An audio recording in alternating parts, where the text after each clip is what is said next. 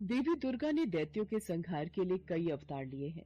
उदाहरण के तौर पर महिषासुर, धूम्र विलोचन, शुंभ निशुंभ जैसे कई दैत्यों का वध करने के लिए देवी दुर्गा ने अवतार लिए हैं। इन्हीं में से एक दैत्य था रक्तबीज, जो महाशक्तिशाली था। पुराणों के अनुसार रक्तबीज नामक दैत्य ने लगभग 5 लाख वर्षों तक तप किया और ब्रह्मा जी की स्तुति की। रक्तबीज की तपस्या से ब्रह्मा जी प्रसन्न हुए और रक्तबीज के सामने प्रकट हुए।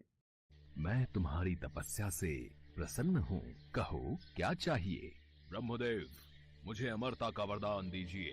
हिरण्यकश्यप की तरह देवता, दानव, गंधर्व, यक्ष, पिशाच, पशु, पक्षी, मनुष्य आदि कोई भी मुझे नहीं मार सके, ऐसा वरदान दीजिए। तथास्तु, मैं तुम्हें वरदान देता हूँ कि युद्ध में अगर तुम्हारे शरीर से एक भी रक्त की बूंद धरती पर गिरेगी तो उससे नया रक्त बीज जन्म ले लेगा तथा किसी के लिए भी तुम पर विजय पाना असंभव होगा। ब्रह्मा जी से वरदान पाकर रक्तबीज अहंकार में चूर हो गया। उसने चारों ओर हाहाकार मचा दिया। मैं अमर हूँ, अब मुझे युद्ध में कोई परास्त नहीं कर सकता।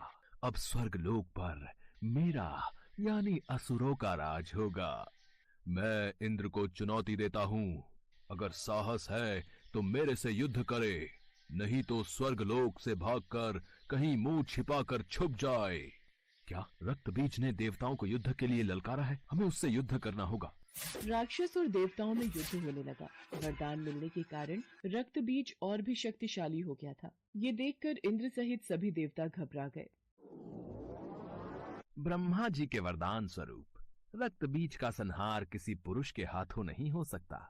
उसका वध केवल एक स्त्री ही कर सकती है। आपको भगवती दुर्गा की स्तुति करनी चाहिए। उन्होंने अनेकों राक्षसों का वध किया है। आप उचित कह रहे हैं देवर्षि नारद। हम सब देवी दुर्गा की स्तुति करते हैं। अब इस संकट से वही हमें पार लगा सकती हैं।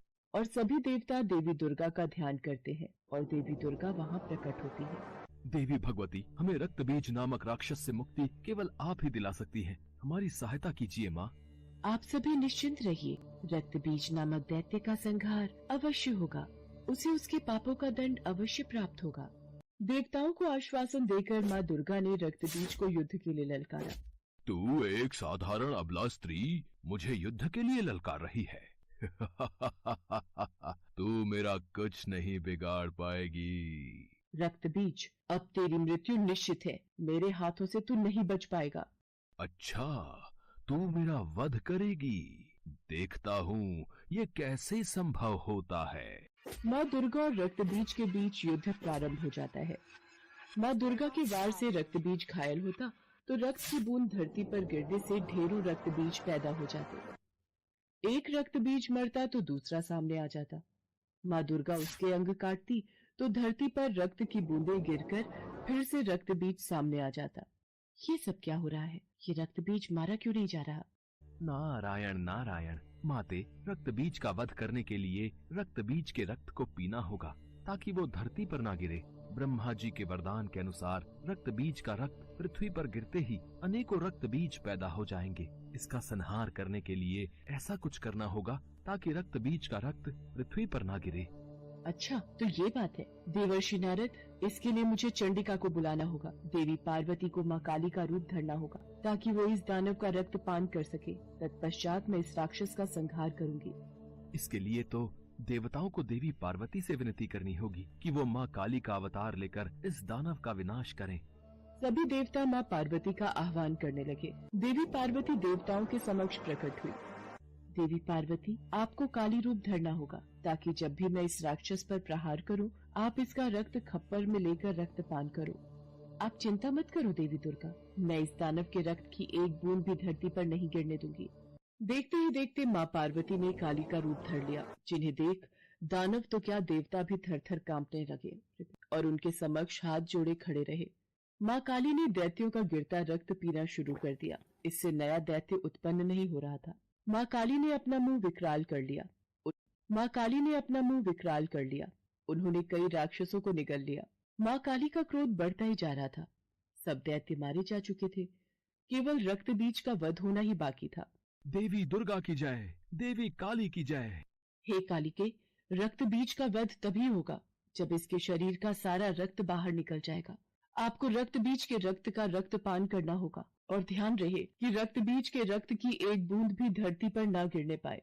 ऐसा ही होगा देवी दुर्गा। देवी दुर्गा और रक्त बीज में युद्ध होने लगता है। रक्त बीज देवी दुर्गा के प्रहार से बच रहा था। देवी दुर्गा ने रक्त बीज की भुजाओं पर वार किया। माँ काली ने रक्त को खप्पर में ले लिया और रक्तपान किया। देवी दुर्गा ने रक्त बीज के सिर को काटकर धड़ से अलग कर दिया और खप्पर में रख दिया। माँ काली ने सारा रक्त पी लिया। हे कालिके, आपकी मुंडमाला के लिए मैं रक्त बीज का ये मुंड आपको भेंट करती हूँ। मुझे रक्त चाहिए, मुझे दानवों के मुंड चाहिए, मुझे रक्त दो, मुझे दानवों के मुंड दो। हे शिवा, हे कालिके, रक्त बीज का वध हो चुका है, अपना क्रोध शांत करो देवी काली। मुझे दानवों का रक्त दो, मुझे दानवों का मुंड दो, मुझे दानवों का रक्त दो, मुझे दानवों का मुंड दो। कालिके को रोकने का एक ही उपाय है, भगवान शिव, वही काली के क्रोध को शांत कर सकते हैं।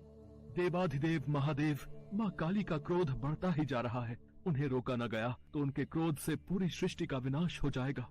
मुझे रक्त दो, मुझे मुंड दो, मुझे रक्त चाहिए, मुझे मुंड दो, मुझे रक्त दो, मुझे मुंड दो। देवी काली का क्रोध आक्रामक हो गया था। देवी काली क्रोध की अग्नि में बढ़ती जा रही थी। उनका क्रोध शांत नहीं हो रहा था।